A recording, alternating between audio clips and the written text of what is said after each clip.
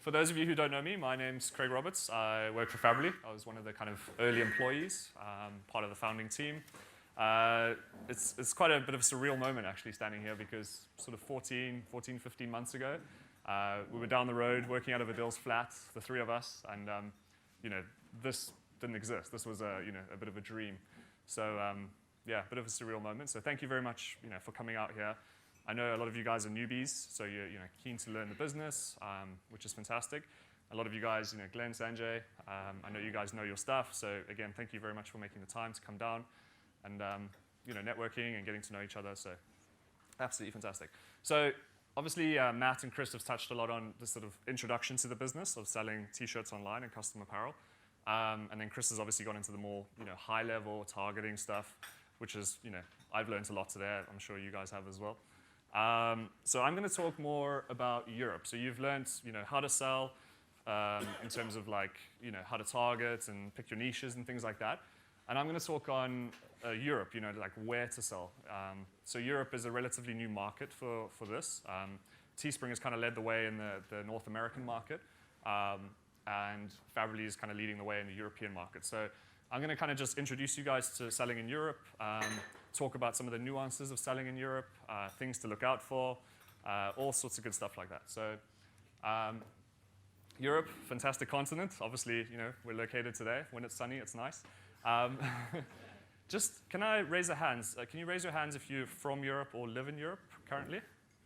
Okay, so I think it's majority.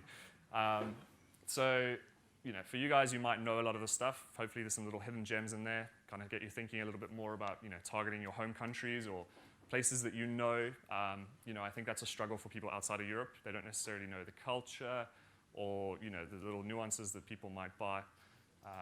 So we'll talk about that. So we're going to do introduction and kind of key stats, the nuances of selling to Europeans, because, there is a little bit of a difference there. I'm going to touch on some niches. We'll do some success stories, some Fably stats, which will kind of help, especially the bigger guys. You'll get some really useful information out of that. Some tricks and tips on using Fably, and then getting started, and then I'll take some questions at the end. Okay, so key stats. So Europe has a population of 800 and more million people. It's a very big place. There's 50-odd countries. The internet usage is a big one, though. 530 million people have access to the internet. 350 million people use social media, which, as we've learned from Chris and Matt, that's the way that you sort of put your shirts in front of people, essentially. So in Europe, you've got 350 million of them to choose from. So that's great.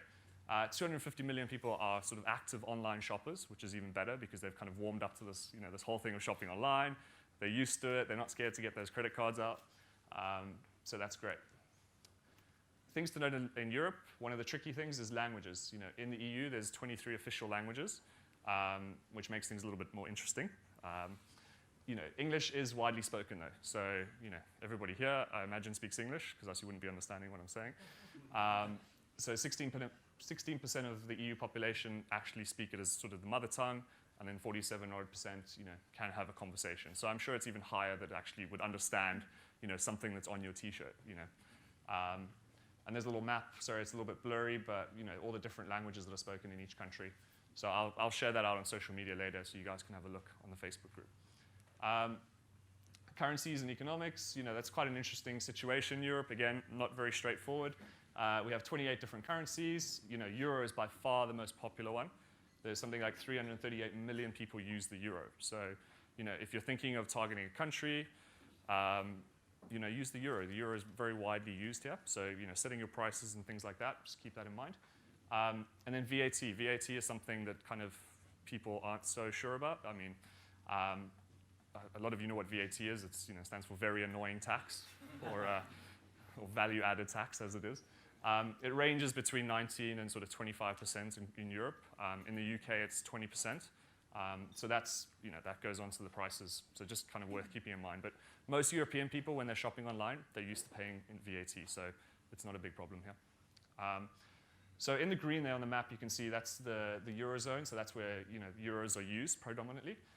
The blue are countries, they're inside the Eurozone, but they don't necessarily use the euro. So this country that we're in today is a prime example. Part of the EU, Eurozone, but we use the old pound. So also something to be aware of. Yeah, and then obviously you've got all the other countries outside of the EU, which you can still target, and Fabry still ships to. So the world is your oyster. The market is really, really fascinating. It's the largest business-to-consumer e-commerce market in the world. It's something like 35% of global e-commerce market share. So I'm sure you agree, a lot of potential there. You compile that with a large population size. It's a relatively new market, like Chris was saying. He runs a lot of his stuff in the US, but he finds that there's a lot less competition in Europe. So that's what he does. And buyers have money. I mean, this is a bit of a generalization, but I think people do have money in Europe. A lot of Rolls Royces going around here. So cheap traffic as well. I know, Glenn, you were telling me one day that you like the cheap traffic in Europe. So that's something to consider as well. Some interesting stats there on sort of emerging countries. I don't know if you can all see, but you've got countries like Turkey, Greece, Ukraine, Hungary, Romania. They're growing very quickly in terms of e-commerce and the market share, basically. And then the top countries there are UK, Germany, France, Spain, and Russia. So 4 of those top 5 are ones that Fabry has the language in. So if your buyers come on, they'll see everything in their language, which is great. So selling to Europeans. Europeans are a tricky bunch. Designs are quite important, I think. This is a little bit of a debate going on in the Fabry office right now. Shirts like the one on the left, nothing wrong with it. It's a great design. It's very clever. However, I haven't personally seen a lot of people wearing those kind of shirts in Europe. So I'm sure, I don't know if you European guys agree with me, but yeah? Okay, cool. But yeah, so European designs are a little bit smaller, a little bit more subtle, I'd say. Yeah, compared to Americans. So just keep that in mind when you're selling. But saying that, we still do see a lot of those sold. So yeah, you never know. Is that because people are mainly putting simpler designs on your site rather than No, I mean, we definitely have designs like that run quite often. And again, they haven't sold 1,000 plus. You don't get those kind of numbers running. But yeah, I mean, it's worth trying. But I haven't personally seen anything in the big numbers with those type of designs. So just kind of be aware of that. But again, you might be, find the niche that does like that. So, but as a general kind of assumption, I would say more sort of smaller, subtle kind of designs appeal more to the European taste. I've usually found when you actually find a design. Oh, the designer himself. Yeah. But when I see the translation of it, yeah, it's usually double the amount of words. Yeah. Or 25% more because of how it's translated. And trying to fit that many words into a similar design is usually a lot more complicated. Yeah. And especially with all the little accents and all the little things on on certain words. So that's probably why simpler designs seem to work better because you can actually see more of the words. Yeah, potentially. Yeah, absolutely. So if anybody wants to have a word with Gary afterwards about designs, he's the man. Yeah. Cool. And then pricing. Obviously, pricing is a bit of a tricky one as well in Europe. What we found on average, so we pulled all the data from all the sales last year. On average, T-shirts sell for about $14.99. That's the kind of average price that we see. You can go up to about $19.99, but obviously it depends how much people want your shirt, basically. You've got the prices there in dollars and euros just for comparison. Is that including VAT? That's including VAT, yes. And then for the hoodie, similar kind of thing as well. $24.99 seems to be the sweet spot for sellers, so you might want to make a note of that. Yeah. $29.99, kind of the limit. I haven't seen much selling over $29.99 in terms of hoodies, so I wouldn't put my prices higher than that. Great thing about hoodies, bigger margins. So if you're thinking, especially now, winter, definitely use hoodies. You get much bigger margins on hoodies, so it's great. And people love them. I know this seems like a silly thing, but seasonality is, it's key. I think Chris was talking about it earlier as well. Obviously, don't sell hoodies in the south of Spain in summer. It's not going to work. Well, I don't know. Maybe it will. Maybe you'll get some crazy people. But yeah, generally, you wouldn't wear a hoodie in the south of Spain in summer. So those are kind of the average temperatures. Northern Europe, I would say you could possibly sell hoodies all year round. Fred, you're from Sweden. Would you buy a hoodie in the summer? Yeah, it's awful weather over there. I buy it. Yeah, see? He wears his hoodie all year round. So I would, the UK as well, we do see hoodies selling quite a lot in the UK, even in the summer. So just something to bear in mind as well. Do you have a question? When we get What some. summer? Yeah, what summer, yeah.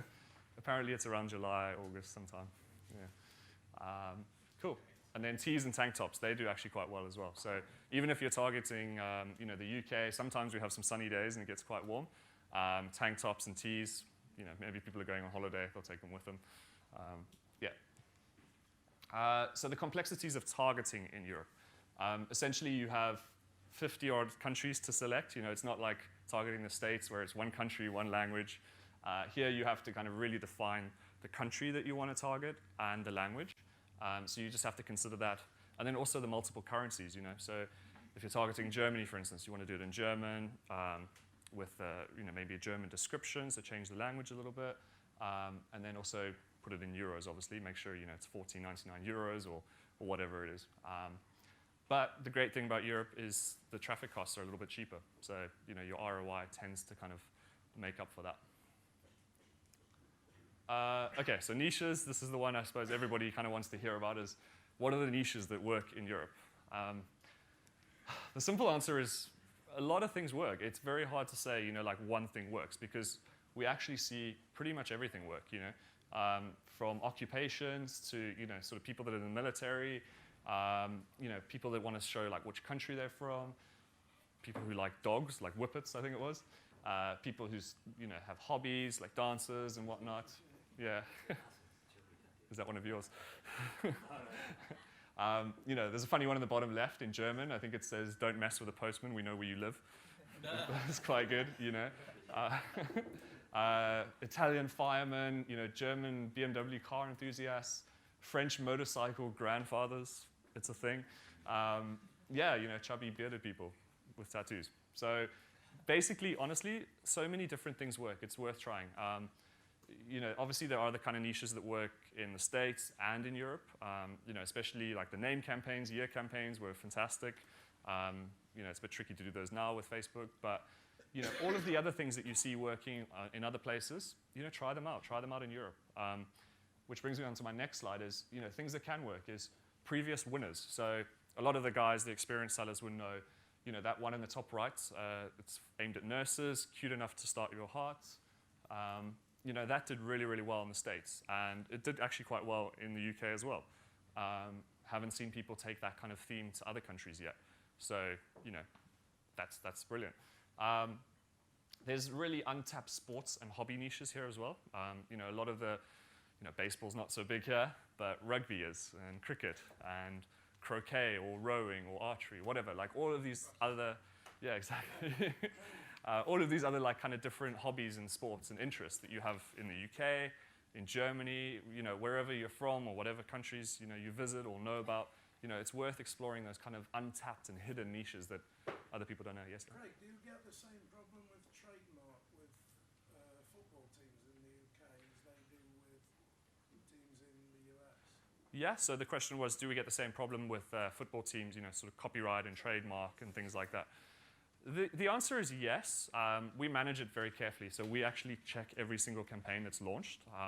If something's blaringly obvious and we know that you're targeting Manchester United football team and you've put it all over and you've put the logo, we take those down. We do that because obviously we don't want you to get in trouble. We don't want to get in trouble. And it's not worth it, So we actually proactively very much, help people. So we'll take it down. We'll tell you why we took it down. We'll have a discussion with you and basically tell you that it's not worth doing. But ever saying that, you can target, this guy likes football, or I saw Arsenal once a few months ago where it was something like this girl loves Gunners and wine or something. And I don't think Gunners is trademark because it sold thousands. Right? Yeah, I mean, it's potentially sometimes things kind of slip through the net, Yeah. but generally. I don't think Gunners is trademark. Gunners. I mean, I don't know. Okay, that girl did Yeah. really well. Okay, well, they maybe slip through the net, but generally speaking, we try and look for everyone. If it's blaringly obvious, like, sometimes we have people running Nike campaigns and whatever, we have to take those down. So yeah, don't do that, please. But you can target like football teams, maybe it's a local team. Just don't use the name, don't use the logo. Use a clever way kind of around it, I suppose. maybe city name, yeah, exactly. This guy loves football in Manchester. Similar kind of thing. Yeah. Do so at your own risk, though. Yeah, so absolutely, sports and hobbies, completely untouched, I think. That's definitely one to go through. And especially the kind of niche ones in specific countries. I don't know, there might be some random sports in Sweden. Are there, Fred? Sure. Ice hockey and bandy. Ice hockey, there you go. So things like that, that haven't really been done much here. And then, honestly, I think it was Matt who was saying, is like anything that can kind of tap into people's passion and interest. So, crazy cat ladies. I'm sure there's loads of them. They love this kind of stuff. And essentially, that's what you need to do. I'm not saying go target crazy cat ladies, but if you can find an interest or something that people like, and it can be so kind of hidden like that, and it works, So I definitely suggest it. There's a lot of things that haven't been done here yet, so you just got to kind of find those ones. Yeah, this is the best one. So often in the office, I often hear Jessica saying, "Oh my God, I can't believe this sold." And I think Chris was talking about it earlier as well. There's some random things that sell. This one is very much gun rights and all that kind of stuff. I think it did very well in the States. That person thought it would work well in Europe, where we're very much, I think, against that kind of stuff. Yeah, it didn't sell any. Oh no, sorry, it did. It sold 10, I think. So it did sell. Things like that. Wine fixes everything. All these kind of random funny shirts. Me personally, probably wouldn't wear them. I don't know if you guys would, if they appeal. But it just goes to show you never really know what's going to work. You can have a look at that. Is that one of yours? Yeah, it ran on us. Yeah, yeah, it sold a couple hundred, I think. Really? Wow. Okay. So you never know, right? Did you buy one, Sanjay? Why not? Hey. We'll send you one. Cool. Yeah, so another kind of idea is you can take a niche, something as simple as the keep calm, whatever. You can run that like literally thousands of times. You can take professions, keep calm, I'm a chef, and then put that onto keep calm, I'm a doctor, keep calm, I'm a plumber, keep calm, I'm a landscape gardener, whatever. There's thousands of things you can do with just that one kind of saying or that one kind of theme. And again, you can apply that to regional pride, country pride, keep calm, I'm from Manchester. Keep calm, I'm from Derby, wherever, there's so many different variations of things that you can do with that. So, it's definitely worth trying. Same with hobbies, right? Keep calm and fish on. And there's all these kind of themes that pop up all the time as well, this girl loves fishing, or this guy is better in fishing than you, or, different things like that. So it's definitely kind of worth taking those sort of themes and innovating them, turning them around, seeing what you can kind of get out of them, I guess. And again, like Chris says, competition is lazy, right? They're not doing this. They're seeing keep calm professions, they're just targeting professions. Target all the other things that you could do with that. So the people that are doing these kind of things are what I'd like to touch on. So I just wanted to kind of show you that there are a lot of people having a lot of success in Europe. It's not as big as in the US and on Teespring. They're doing a fantastic job there. And it's just kind of starting to kick off here. So, you guys are very privileged to be sitting in this room. You've taken an interest in it. You've, taken the initiative. Just like these people. Schloker is one guy that came to us summer last year. He was taking a job that was getting him $450 a month. And he decided, no, I want to do my own thing. And he's gone on, to become one of our good sellers. And he's got 4 people that work for him now. He takes holidays all the time. Yeah, exactly. Yeah. He's got a little treadmill desk and he walks on, so it's funny. But yeah, essentially it's kind of given him the lifestyle that he wants. He wanted to spend more time with his family. He wanted to earn more. He wanted to become his own boss. And that's what this business has allowed him to do. So, these kind of stories for us as a company are the reason why we actually do this. I mean, for me and Fred and everybody else on the team, we absolutely love these kind of stories. And again, we got Ronnie and Suhal who flew out from Australia today, so they're going to come and talk to you in a little bit and tell you their story. But this was one of the best stories for me last year. Ronnie and Suhal came to me, said yeah, we want to try Europe. We've had some success in the US. I gave them some niche ideas, and 10 days later they made 100 grand. So it was okay, cool.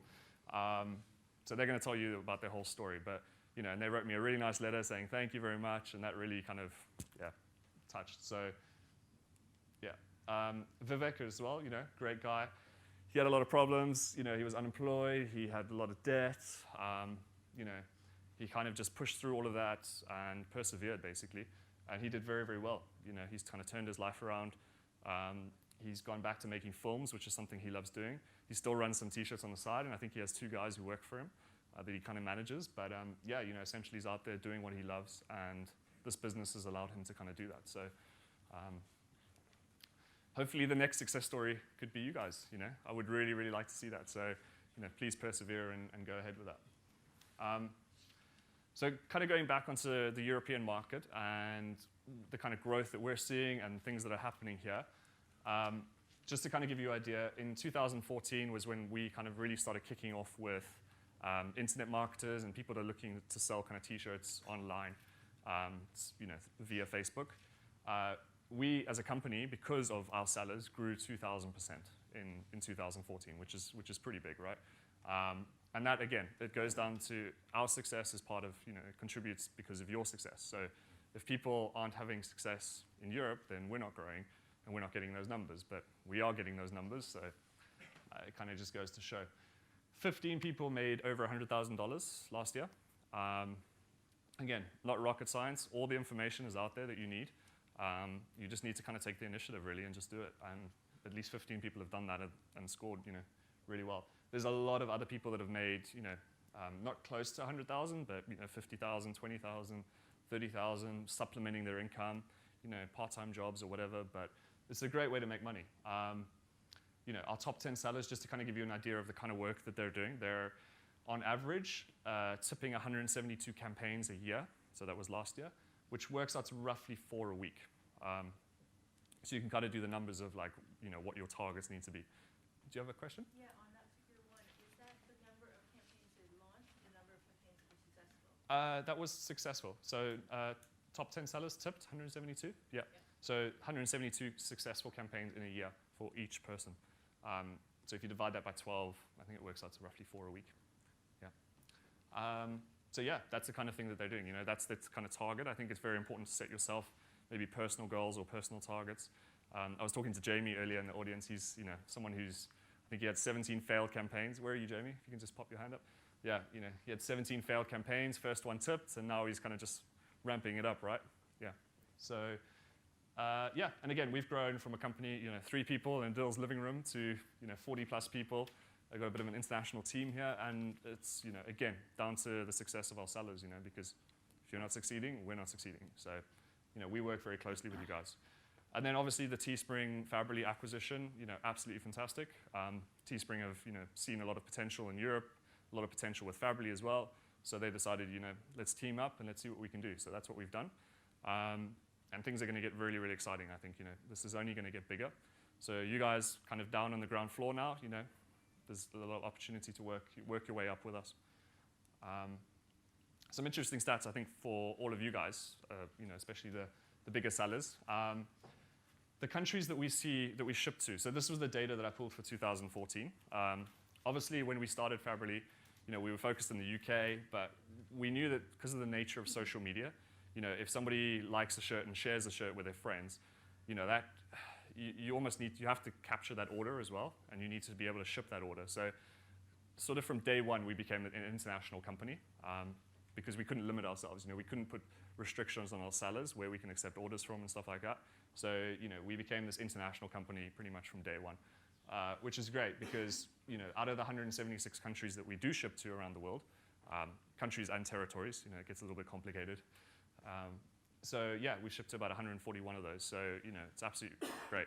Like there's Fabrily shirts all over the world, which is awesome.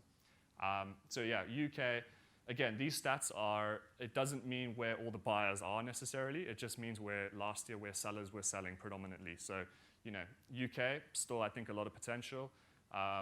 You know, all these other countries as well, Germany, Austria, France, you know, there's a lot of untapped resources there, untapped niches, you know, fresh audience basically. So, Are there other versions of Fabrily stroke Teespring in these countries like Germany and Italy? in Germany and Italy, we haven't come across one, no. Yeah, so we're definitely the leading platform in Europe. You know, we're the most well-known. We're the reason why Teespring bought us, I guess, you know, is because they see us as the leader. And again, we are European-based, but we're not necessarily just European. As you can see, we ship a lot to Australia, Canada. Where do you have to print the shirts? Is it here? No. We print our shirts all over Europe, so we have a network of suppliers all over Europe. Yeah. Yeah, cool.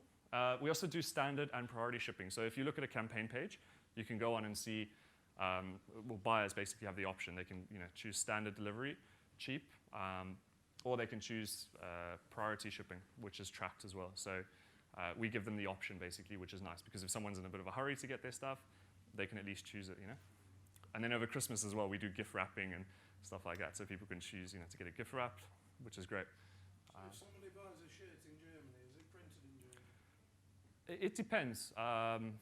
Obviously, that's there's a lot of logistics behind different things, but I can't guarantee that it is. Just thinking of speed to consumer. Yeah, that's something we're always working on, is how we can bring down that time, because I think it's, as a campaign finishes, we ship everything out within 10 days of the campaign finishing. So we order the garments, we print it, we ship it, and it's gone within 10 days of the campaign finishing. So we're working on bringing that time down as much as possible, and it will get a lot less. But yeah, generally people don't mind waiting a little bit longer. They've already committed to buying a shirt on the first day of a 10-day campaign. So they don't mind waiting that little bit longer. Generally speaking. Cool. So garment styles. You've got your primary styles, which is your t-shirts and your hoodies, kind of our bread and butter, basically. We also started introducing a lot more styles this year. So you've got things like ladies t-shirts, which are a little bit sort of tighter fitting.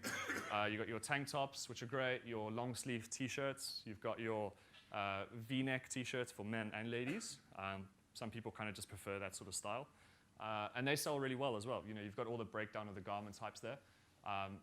Hoodies and t-shirts, bread and butter, they sell very, very well. For you guys as marketers, I'd really focus on the kind of more high margin items like t-shirts and long sleeve shirts, because you can make bigger margins on those. So they're great. But tank tops, if you've got a niche, sorry, one sec. If you've got a niche, maybe ladies that like running or something, tank tops are a great option for that. That's what people want to wear. They want to wear a hoodie when going running. So let me get him at the back there quick. How big is the kids market, and what is the implication on that and no VAT on kids clothing? Yeah, so there is no VAT on kids clothing. We introduced kids clothing, I think it was last summer, and it's taking off slowly. I don't think there's a lot of people doing it because obviously sellers feel a little bit more comfortable doing the t-shirts and hoodies, but we have introduced it. We have seen quite a few successful campaigns. We're going to start pushing that a lot more this year. We're going to start, educating people on the kids' hoodies, kids' t-shirts, things like that. So, yeah, but there's no VAT. So, again, the margin is a little bit better on that. Yeah, sorry, Azzy? Any chance to add men's tank tops? A lot of people ask for it. Men's tank tops? Yeah. I think we were looking at that, actually. Yeah. What about zip? Any plans for zip? Zip up hoodies? Yeah. Yeah, we do have them. Oh, you do? They're in the tea maker now, so you can see them there. Yeah. Sorry? Sweatshirts, we're also working on that. I know Irene, who's our head of operations, she's here. She was talking about that recently. So Polos are quite big in the UK as well. polos, yeah, absolutely. Cool. If you guys ever have any ideas or requests for products, please feel free to just email us, campaigns@Faberly, or grab one of us on Facebook and just say, hey Craig, like blah blah blah, I want this, and we'll look into adding that. But we really value your feedback on that. How are mobile phone covers going? Honestly, not very well. We tested that out early last year. We had a couple successful campaigns with them, but I don't know, because I don't know, they haven't really done well, to be honest. Again, it could have been people haven't tried it hard enough, or people just don't want to buy phone covers. Sorry? There's a lot of competition for that, especially here. Craig, Yeah. Craig, Yeah. could you repeat the question? Oh, sorry. The question was how are phone covers going? So we do like iPhone covers and things like that. Yeah, and the response is, honestly, they haven't done too well. So me personally, I wouldn't do that. I would stick to the kind of traditional winners, hoodies, t-shirts, things like that. Also, there's bigger margins on them. With phone covers, you can't make great margins. So if you want to do it, feel free, but I wouldn't recommend them. Is there any demand for hats, like the trucker hats? We have been asked for those a lot, not by buyers necessarily, but sellers have asked us a lot. So Sorry, what do you say? Truckers hats? truckers hats, yeah. So Would they be printed, I'm just trying to think, would they be printed, or would you look at doing embroidery, the stitching? I'd have to look at both of it. I mean, it's not really my remit. I'm not in the operation side of things, but yeah, I mean, whatever you guys want, you just need to tell us, and then we can start researching and seeing, if it's possible, whatever. Again, we work together, right? We're all partners kind of in this thing. So whatever you guys need, please let us know. We really, really value your feedback. So, yes, sir. Now after the acquisition through Teespring, if a shirt ends up getting sold in the US, Yeah. do you now print it to the US through Teespring printing system, or because it would be crazy shipping costs? Yeah, no, that's a good question. At the moment, we're going to kind of still do things as we, Fabry and Teespring, a little bit separate in terms of, especially with operations and shipping, because it's so complex. You get orders from all over the place. So now, just to kind of simplify things and make things easy, we'll continue doing our two separate sort of operation sides. But yeah, definitely there's going to be a lot more integration in between Teespring and Fabry. So as soon as something like that does happen, obviously, you guys will be the first to know. But yeah, Teespring have launched their TFS service, which is their big in-house shipping facilities. I don't know if you guys have seen on Facebook. Yeah, no, it's great. They bring the shipping times down drastically, so absolutely fantastic.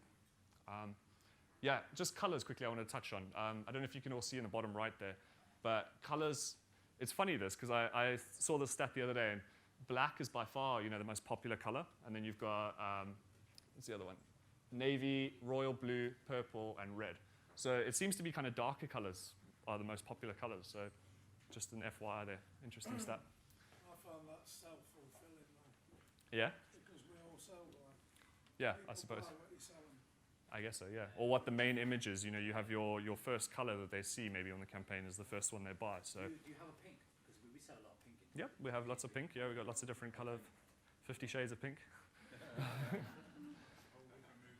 Yeah, exactly. It's the next one. So, okay, cool. So using Fabry, why do you want to use Fabry? Well, okay, if you decided you want to sell in Europe, not to be selling Fabry, but just to kind of educate you on the options that are available to you. So like I said, 176 countries worldwide. That is really, really important when doing this whole business via social media, because I could see something on my newsfeed, I could share it with my friend in South Africa or wherever, and they might buy it. If we don't ship internationally, your friend can't buy that. So that's really, really important, and that's something why we opened that up. So our site currently is in 5 languages. We're going to be expanding that into other languages shortly. So English, Spanish, French, Italian, and German. The site automatically adjusts. So if somebody from Spain comes onto the page, they'll see everything in Spanish. It's adjusts via the IP. They'll also see that in the currency as well. So if you log on from Spain, or if you're from Spain, you'll see everything in Spanish and in euros. So I think it makes people a little bit more comfortable seeing things in their own language and in their own currency. So they're more likely to convert. Again, 3 currencies. We have an international team. So we have 30 nationalities, 16 languages. And again, we're here to help you guys. So if you have any questions, I'll introduce you to all the team later. Please come and say hello to us. But we've got people from Germany, Spain, Sweden. I'm from South Africa. That's why I speak a bit funny. We've got a whole international team here. So please make use of that. If you've got ideas, run them by us. We can help you. And we're more than willing to help. I think your translation service is really good, because some of the stuff that I've been sent as a translation, Yeah. and I'm beforehand, I've gone to Google Translate, and it does not look the same at all. Yeah. So I'd rather trust someone who actually can speak that language Yeah. rather than a computer. Yeah, we have native translators, So if ever you send us a translation request, we send it to the translator, they send it back, and it's being done by somebody in that country. So that's a great service. We have a reliable platform, with excellent customer service, because essentially your buyers are our buyers as well. So we do, our utmost to look after them. Maria's here in the background, so you can speak to her later as well. But yeah, they're doing a fantastic job there. Was there a question? Sorry. Yeah, with the translation service, do we just get a list of slogans, fire them across to you guys, and then you just return them back in the... Yeah, just put them in text in an email to translations@fabry.com, and we'll get them back to you within 24 hours, I think it is. Yeah. Cool. And then high quality products. Like, this is one thing that it's not a fancy tech feature that everybody raves about, but for us, it's something that's super important, because we don't want buyers to be unhappy. If buyers are unhappy, they complain to sellers via the Facebook groups and stuff like that, which it's not a good thing to do. So we would rather have super, super high quality products, high quality prints. If people are not happy with stuff, we refund them. Don't charge you guys for that. We take the cost for that. But it's something that we really kind of try to pride ourselves on is high quality products. So, again, it's a feature that's not really raved about, but it's something that we take, very, very seriously. That's extremely important. Sorry. Yeah. Building niche fan pages, right? The buyer will start communicating with you on the page. If there's complaints, it'll spread like wildfire. That's actually huge. Yeah, absolutely. If somebody's, I bought one of these and it was rubbish, it fell apart, blah, blah, blah. It looks bad on our company and it looks bad on, your niche fan page as well. So that's just something we don't do. So, Irene and the operations teams work really, really hard to ensure that we have, the best suppliers, best printers. Cool. So I know we don't have much time. Yeah, we've got to finish up for lunch soon. So getting started. Just to kind of, Chris and Matt have touched on this mostly, but getting started, do your research. If you have an idea, look at your idea via Facebook, see if you can actually target people like that. Create your design, launch a campaign, turn on your traffic, and develop your strategy. But most importantly is take action. I work with a lot of the really big sellers and a lot of the smaller sellers, and I think the big differentiating factor is the fact that people are taking action. Nothing's going to happen if you don't take action. So that's my little bit of a motivational speech, but it's something that I've noticed. So if you guys want to seriously make money in this, you've got to take action. You've got to do stuff and test. Test, optimize, analyze, find things that work, find things that don't work, and just keep on testing. So the resources at Fabrily, like I mentioned, we've got the translation service, translations@fabrily.com. We've got a team from all over the world. So there's Julia, Alice, Jess, Fred, myself. You guys can reach out to us anytime on Facebook. Just search for us. We've got the Fabrily Classroom, which is soon going to be like a resource similar to what Teespring University have done. But for the moment, there's loads of cool videos on YouTube. So just go to Fabrily's page on YouTube, and you can see all of the kind of content that you need to access via there. You've also got the existing IM community. People in this room are very, very active, very happy to help. You can ask questions all the time. So it's a really, really good. It's actually surprising because essentially people are competing, but they're still helping each other. So it's great. I absolutely love it. It's kind of the spirit that we want to see and foster. And then, like I said, Fabrily services. You've got local speakers, people that are local to those countries. You've got the translation service. You've essentially got us as your resources. So yeah, connect with us. We've got a Facebook group called Fabrily Insider. Just join that group. We always post updates there. You can answer questions, connect with other people, whatever. And then individually via Facebook as well. You can get in touch with us. There's Fred Fabrily, Julia Fabrily, Alice Fabrily. We've all adopted the Fabrily surnames. And then just email. Sorry? I thought you guys were a family. Yeah, we are one big family, yeah. With a Teespring Fabrily family. And then campaigns@fabrily.com. If you have any issues or questions or anything, just email us there. What's the postage like? Sorry? After campaign ends, what's the postage like, the delivery? In terms of timing or cost? Timing. So timing, it obviously depends on which country you're in. In the UK, I think you should it's first class, so you get stuff, a couple of days really. In Europe, maybe a few days longer. But yeah, generally, we ship things out. So a campaign finishes within 10 days, it's shipped out. It's often a lot less than 10 days. And then you have a few days after that, depending on where you are. And then obviously, buyers can choose the international shipping option as well. So, that cuts it down a lot more. And it's tracked. So, Thank you. Cool. Is there any questions? Oh, there's loads. Go for it. Do you see any difference in the days of the week that work best in countries? Yeah, I think weekends tend to be a little bit better. Maybe not so much Friday night because people are out drinking, I think. But Saturdays and Sundays, obviously people are on Facebook a little bit more. So yeah, I think weekends, our orders tend to pick up a little bit on the weekends. So that's definitely something to consider. But that's not saying that they're bad throughout the rest of the week. I'm just saying they're a little bit better on weekends. Go for Are it. there customs issues shipping to other European countries? Because I know if you ship to Canada, on the receiving end, the receiver will be charged customs. Yeah. They get a package. Is that an It issue in Europe, no. So you're in the Eurozone, so there's no issues on that. Sorry. Sorry, guys. So the question was, are there any kind of issues with customs, shipping within the EU? So if we ship something from the UK and it goes to France, do people have to pay customs on it? And the answer is no. So we're within the Eurozone, so there's no customs on that. Like to give you a specific exception to that. For instance, if you go to Norway, right, that's not in the EU, I know for a fact, I think somebody tried to ship more than 2 or 3 items there. If you're above something like £20, then they will have import tax. But outside of the EU, be careful, because not everybody in the EU or in Europe is in the EU, right? So, and Norway's an attractive country, like high GDP per capita, that kind of thing. So just keep that in mind. Yeah, and that goes back to other countries like Canada, for instance. If it all depends on the value of the item. Generally, T-shirts and hoodies are quite low value items, so yeah, normally that's not an issue. It depends if somebody buys like 20 hoodies, then there might be some issues. But we work with the buyers on that. So, sorry. So yeah, there isn't an issue really on that. Anybody else? Do you have any stats on how well mobile traffic converts desktop traffic? I don't know the conversion rates off the top of my head, but I do know that between 50 and 60% of our traffic is through mobile. So, mobile is absolutely crucial, I would say. But yeah, so Sanjay. Are there any plans to change your name to TFAB? TFAB. Now there are, yes. I think for now we're going to stick with the Fably brand. What exactly is going to happen? Are we going to become Teespring UK? I'm not too sure. At the moment, as the company, we're registered as Teespring Europe. So if you get paid by Teespring Europe, that's actually us. So yeah, but I don't know what's going to happen with the brand just yet. Yes? What's the sweet spot for length of campaigns? You mentioned the prices. Yeah, good question. So the question was, what's the ideal kind of sweet spot for the length of campaigns, the duration? On Fably, you can set it from anywhere from 7 days minimum to 28 days, I believe it is. The sweet spot that we see is between 7 and 10. So obviously, people that buy on the first day don't want to wait, too long to get their stuff. So most of the more successful sellers sell around 10 days, 7 or 10.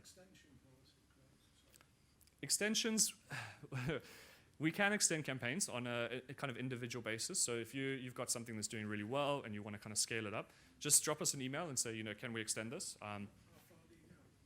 We can go all the way up to 28 days is what we say, but obviously we need to see if because things get booked in with printers and things like that. So. Isn't that right on your form? You can actually do it without contacting you guys. It shouldn't be, no. Is it? Yeah? Looks like launching one now. Yeah? Okay. Don't tell Irene, she'll kill us. Yeah. Cool. Sorry. Designed to work on mobile devices? At the moment, I don't think it does, no. Any plans? I think there are plans, yes. Adil's the guy to answer. Adil, are we working on that? Teamaker on mobile. Yeah, there are plans. There's a big roadmap in front of us, especially as we work very closely with integrating the Teespring and the Family platform together as well to give you guys advantages for the platform. And that's definitely on the roadmap. I can't tell you exactly when it's going to be released, but that's definitely on the roadmap. Cool. So yeah, coming soon. Was there another one? Just a very quick one. Have you done any tracking on the European buyer reaction to the added cost of shipping? Because, for instance, I just tried like a couple of days of launching my first campaign. Yeah. And because on the page display is not displaying the cost of shipping, many people were asking me how much was the shipping as an add-on to the final price. Sure. Okay. So just in case nobody else heard the question was, have we tested what the kind of impact on shipping costs is? The answer is, I believe we've done some testing on that. We find that, obviously, you said people have complained that the shipping price is not on the actual campaign page next to the price. We haven't had many complaints about that, so that's definitely something we'll look into. Thank you for mentioning that. But no, I think generally people are kind of used to, click here, buy now, choose your side, go to the next page, and then kind of check out, and you get the shipping price there. Because it also depends on the country. They need to select on the checkout page which country they're from, because obviously the shipping price, it varies. So it's an interesting one. We'll definitely look into that. But yeah. Time, there is a Q&A session at the end of the day when we'll get all the speakers together and you can throw all the questions you have. But I think we'll probably take one last question and then we'll break for lunch. Oh yeah, we got lunch. Adil's hungry. Cool. One more question, quickly. Huh? Okay, yeah, let's go eat. Thanks, guys.